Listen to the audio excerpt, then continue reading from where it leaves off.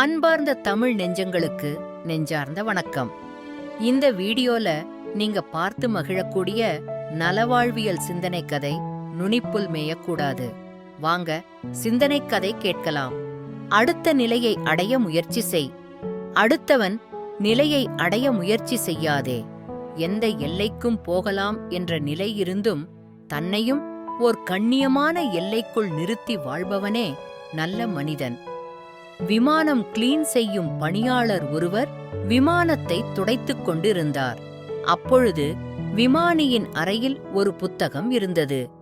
எளிதாக விமானத்தை ஓட்டுவது எப்படி என்ற புத்தகம். ஆர்வமுடன் படிக்க ஆரம்பித்தான். விமானம் இன்ஜின் ஸ்டார்ட்டாக முதலில் பச்சை பட்டனை அமுக்கவும். அப்படியே செய்தான். விமான என்ஜின் ஸ்டார்ட்டானது. அடுத்து ஓடு தளத்தில் ஓட நீல நிற பட்டனை அழுத்தவும் என்று இருக்க அவன் அதை செய்ய ஓடு தளத்தில் வேகமாக ஓடியது. அடுத்து கருப்பு நிற லிவரை கீழே தள்ளினால் விமானம் மேலே பறக்கும் என்று எழுதியிருக்க அதையே செய்தான். இப்பொழுது விமானம் உயரமாக பறக்க ஆரம்பித்தது. அரை மணி நேரம் மகிழ்ச்சியாக பறந்த பின் சரி, விமானத்தை தரையிறக்கலாம் என்று புத்தகத்தின் அடுத்த பக்கத்தை திருப்ப விமானத்தை எப்படி இறக்குவது என்பதை விளக்கமாக அறிந்து கொள்ள எங்கள் புத்தகத்தின் 2வது பாகத்தை வாங்குங்கள் என்று இருந்தது.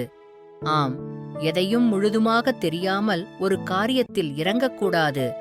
அதாவது நுனிப்புல் மேயக்கூடாது. சில உண்மைகள் நமக்கு புரிய நீண்ட காலம் எடுக்கும். அதாவது அவரவர் வாழ்க்கைக்கு அவரவர்தான் பொறுப்பு. நம்முடைய கோபம், நம்முடைய பதற்றம், நம்முடைய பயம், நம்முடைய மன அழுத்தம், நம்முடைய தைரியம் எதுவும் மற்றவர்கள் பிரச்சனைகளை தீர்க்கப் போவதில்லை. அவை நம் ஆரோக்கியத்தை கெடுத்து பிரச்சனைகளைத்தான் அதிகரிக்கும். நம் அன்பையும் தைரியத்தையும் மட்டுமே நம்மால் அவர்களுக்கு கொடுக்க முடியும். சோகத்திலும் மகிழ்ச்சியிலும் உங்கள் பலவீனங்களை உளறி வைக்காதீர்கள். அதையே தனக்கு சாதகமாக பயன்படுத்திக் கொள்ளும் உலகம் இது. புயலாயிருப்பவர்களை தென்றலாக மாற்றுவது சிலரின் வார்த்தைகளே. ஆகவே எந்த ஒரு செயல் செய்யும் பொழுது அந்த செயல் பற்றிய புரிதல்களை ஏற்படுத்தி, அதாவது அந்த செயல்கள் பற்றிய அறிவினை நன்கு வளர்த்துக்கொண்டு அதன் பின் அந்த செயல்களை நிதானமாக தொடங்கும்போது நமக்கு முழுமையான வெற்றி கிடைக்கும் என்பதில் எந்த ஐயமும் இல்லை. நன்றி, வணக்கம்.